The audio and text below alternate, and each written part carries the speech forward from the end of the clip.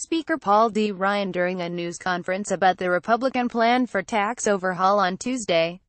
Party leaders insisted on Wednesday that they would push ahead with the plan despite electoral losses. Pete Maravich for the New York Times, Washington. Congressional Republicans are in a bit of a bind. Strong dissatisfaction with President Trump and the Republican-led Congress, as reflected in stunning election losses around the country on Tuesday, is certain to intensify the already fevered push for a tax overhaul to prove that the party controlling Washington can finally get something done.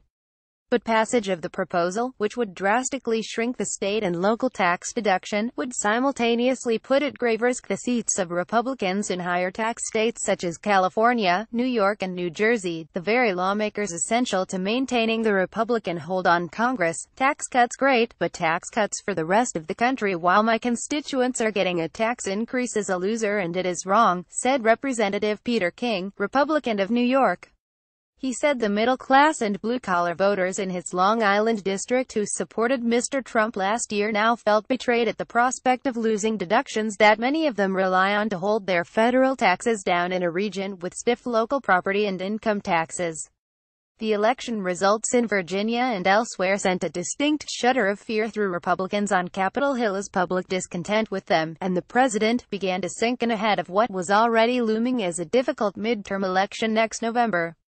Correspondingly, Republican losses across the ballot sent a shiver of excitement up the spine of Democrats who were elated by the results and the prospects of real gains in 2018, particularly in the House.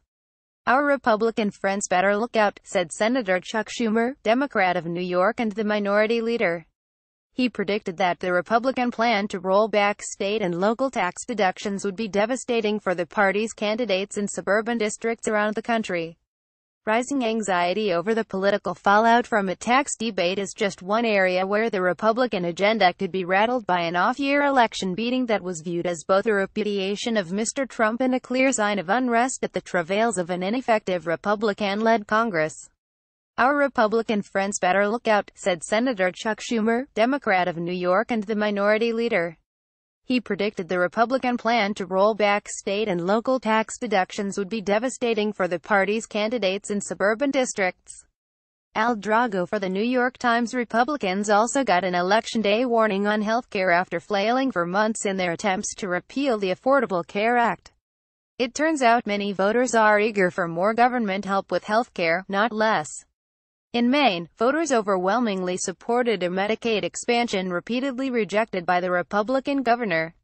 In Virginia, 4 out of 10 voters who sent Lt. Gov. Ralph S. Northam, a Democrat, to a ringing victory for the governorship identified health care as their number one issue in exit polls. Those clear-cut outcomes are likely to put the brakes on the already floundering efforts to repeal the healthcare law, and could give new impetus to a bipartisan Senate plan that would shore up the Affordable Care Act for 2 years while a broader solution is sought. A clear majority of the American people support the Affordable Care Act, Senator Jeanne Shaheen, Democrat of New Hampshire, said Wednesday on the Senate floor as she urged quick action on the bipartisan plan in the wake of the elections.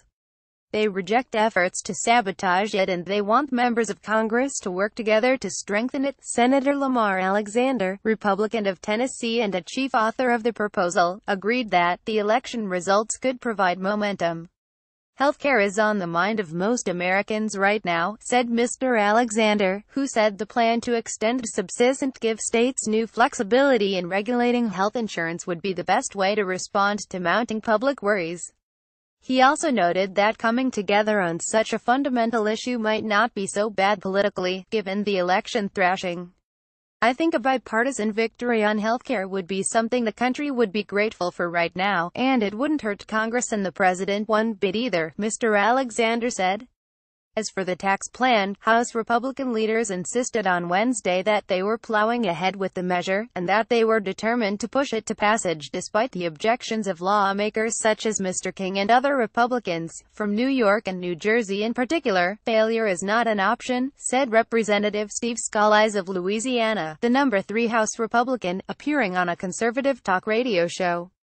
He noted that improved economic growth was a mainstay of the winning campaign agenda of Mr. Trump and congressional Republicans. "That's what we ran on.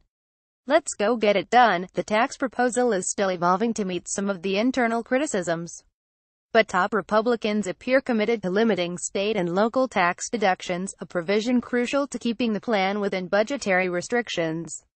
Republican leaders seem to view the risk of not enacting a tax plan to be much greater than the political threat posed to lawmakers in higher tax states, a threat that seemed significantly elevated by the anti-Republican tide in the suburbs exhibited on Tuesday. The president's party in Congress has suffered crushing losses in midterm elections in recent cycles, 1994 in the Clinton era, 2006 under President George W. Bush, and 2010 during Barack Obama's first term as president. In the case of Mr. Obama, Democrats saw flashing signs of trouble in 2009, with the election of a Republican governor in Virginia and the success of a Republican candidate for Senate in Massachusetts as they pushed through the healthcare law on party lines. Democrats were subsequently shellacked, to use the immortal expression of Mr. Obama, in 2010. Whether congressional Republicans can escape a similar fate could depend on how seriously they take Tuesday's stern warning and alter course accordingly.